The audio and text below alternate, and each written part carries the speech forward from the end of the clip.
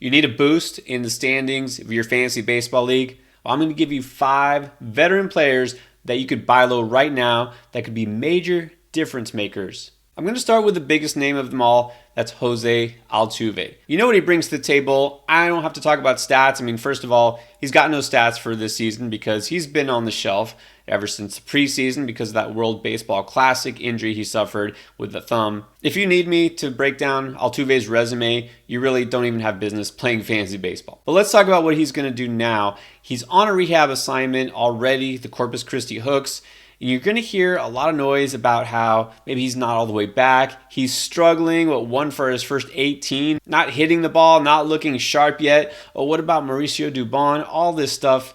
Come on, it's Jose Altuve. You almost wonder if a lot of the Astros struggles, some of their veteran players like Bregman, is because their spark plug, the heart of that team, has been missing. Now you also might wonder, okay, how are you buying low on a guy who's probably a future Hall of Famer? If anybody drafted Altuve, it's because they knew they were going to stash him just for this kind of moment, right? They knew that they were going to get him when he came back. Why would they trade him now? Well, you also have to hope that whoever did draft Altuve and has had him stashed probably got somebody else to fill in at second base in the meantime, am I right? So if that particular owner maybe made a really smart pickup and got a guy like Nico Horner or Nolan Gorman, maybe they drafted Thairo Estrada late and they're good at second base, they might be in the position where they want to trade Jose Altuve and get a good return and help their team elsewhere because they don't need a second baseman anymore, or at least they don't feel like they do. So first of all, this always goes for any kind of a guy in any trade situation. It depends, right? Depends on your league, depends on the guy who has him. If he's been waiting, he's been struggling at second and just wanting Altuve to get back onto the field, then forget it. You're not going to get him anyways, end of story.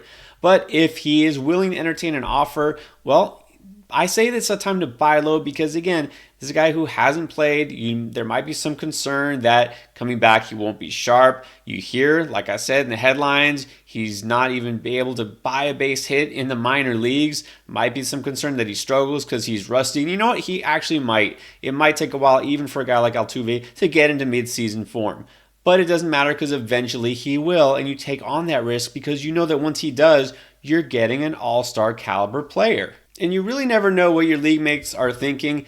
I would say this, if I were the team that had a guy like Nico Horner, who I've mentioned before in a previous trade video that I think it was time to sell high a couple of weeks ago, and of course that was before he himself got injured, although he's coming back really soon. You know what? I would trade away a guy who's a young player, who's doing it all, power, speed, average, everything, in order to get Altuve back. And a lot of people get enamored with the here and the now, the recency bias, the youth, and they would rather have Horner despite Altuve's track record. Make that swap, get the veteran, get the known commodity that will perform for the rest of the season. And then another very known commodity, longtime closer and veteran reliever, Craig Kimbrell, who's with the Phillies this year. Now, you look at Kimbrell's numbers, not too pretty. Got an ERA over 6 at the moment. He's had a couple of just terrible outings lately. He got blown up, and that's why the ratios are so high. You don't like to see it, but he's still the guy because Jose Alvarado, who had been lights out until he got hurt, is still on the IL. And Gregory Soto, who they had acquired before Kimbrell, for some reason is still just a setup guy. So it's obvious that the Phillies want Kimbrell to be the closer as of right now. And you know what? If you take away those couple of bad outings, I know easy to say, but he actually has been really effective otherwise, and his expected stats show that he's, for the most part, been pitching really well. He's got an expected batting average in the 91st percentile, and his xERA is only 3.73. When a guy pitches so few innings, it's easy for those ratios to inflate quickly. So here's the thing, let's just hope he doesn't face the Dodgers again this season, because both times he got roughed up this past week was against the Dodgers, gave up 6 runs in a total of an inning's worth of work. If we just pretend that didn't happen, and I know if you had Kimbrell in your lineup, then it's hard to pretend that, but still, I have him in a couple of spots. I'm sticking with him because otherwise, he's been really good. He's got a strikeout rate of 37%. I mean, he's doing everything else that you could expect and getting those saves. So if someone's just fed up with him, if someone's ready to give up on him, somebody's worried that Alvarado's going to come back and take the job, which is still possible, but still, I think this is time to get him on the cheap. Now, another guy who's missed most of the season because of injury and missed a lot of last season as well, but Tyler Glasnow could be a huge difference maker if you can get him. Now, it's always risky taking on a hard-throwing starting pitcher who has had elbow issues and, of course, coming off of Tommy John surgery. And then, as soon as he's back this year, didn't waste any time in his second start getting injured again, this time with an oblique. The risk is real, and you have to acknowledge it.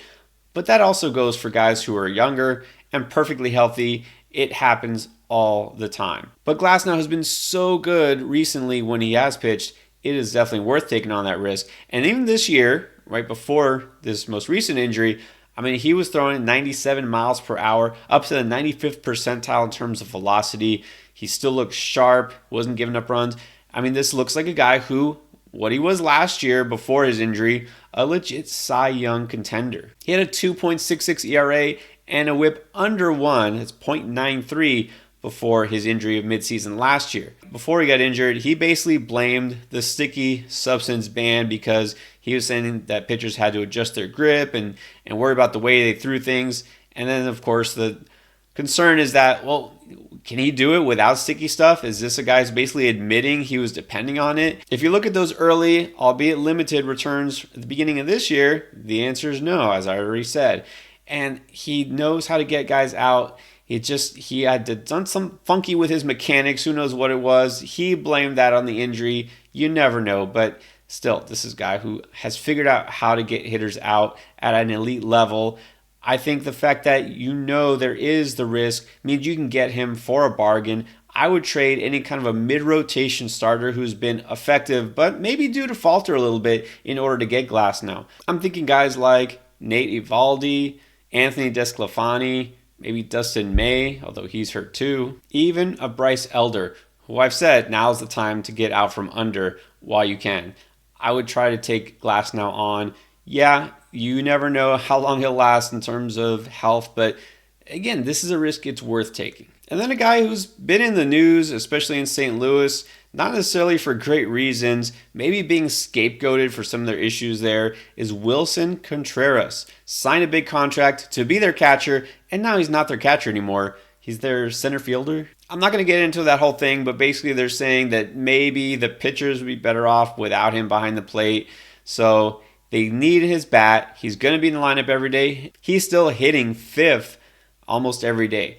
So you get the bat and you look moving away from the catcher position. This is a good thing for him personally and for his fantasy value because he's not going to have that wear and tear. He can focus more on hitting, although he might have to learn a little bit more how to play the outfield. But still, catching is a rigorous job. We know this. A lot of guys who are great offensive catchers get moved just so that they can stay in the lineup more often. So this might be a blessing in disguise. And although the publicity is kind of negative, again, feel like he's taking some of the blame for the fact that their offense is struggling, their pitching is struggling as if it's his fault. But Contreras himself is still a really good hitter, and he qualifies at catcher. He's still going to be one of the best offensive catchers in fantasy, and so this is the time to get him. Look, his numbers aren't great on the season, hitting .253, only 4 home runs, but he is hitting the ball really hard. That exit velocity is one of the best. In fact, he's in the top 25 among all qualified hitters in hard hit rate. Not only that, but his plate discipline is the best of his career, a career best 9.8% K minus BB percent. That's the difference between strikeouts and walks. He's walking more and he's cutting down on his strikeouts, so that means more contact. He's making hard contact. I think it's just a matter of time before those extra base hits and those home runs start to come. And then let's finish with another disappointing team so far, the Mets. And, their issues, besides injury, have been mostly on the pitching side. But Starling Marte is one of the guys who's also been kind of lagging behind. It's easy to point to the fact that he had groin surgery in the offseason. It's a guy who depends on his speed quite a bit, and maybe he's just not fully healthy. He seems to be, I know the sprint speed is definitely down a bit, but he's running and he's stolen 11 bases so far. So he's helping you in that category. Really, the issue isn't the running so much, it's the hitting. The average is definitely way down for a guy who usually lingers around the 300 mark. He's only hitting 238. But his XBA is actually above league average, and he's got one of the biggest discrepancies in xWOBA versus WOBA. And again, those who don't know WOBA, meaning weighted on base average, talking about how a guy should be performing in terms of getting on base, X being the expected version. So StatCast says he should be doing a lot better than he is, and that includes the XBA. You've got to think with a guy who has such a history of being a very good contact hitter, it's going to start to happen for him. Maybe he's just a little slow coming out of the gate because he missed time last year and that surgery. So I'm going to give him some more leeway. I'm going to say that if you're looking for a guy who can, of course, help you with speed first and foremost, that's why you're getting him, but also gradually increase his average and help you in that category, I think it's worth taking a shot. I'm going to believe in him. This whole Mets offense in general has been fairly productive. Of course, there's room to get better here. I think Marte will be a big part of that. Buy low on those veterans before it's too late and add these players off the waiver wire while you still can.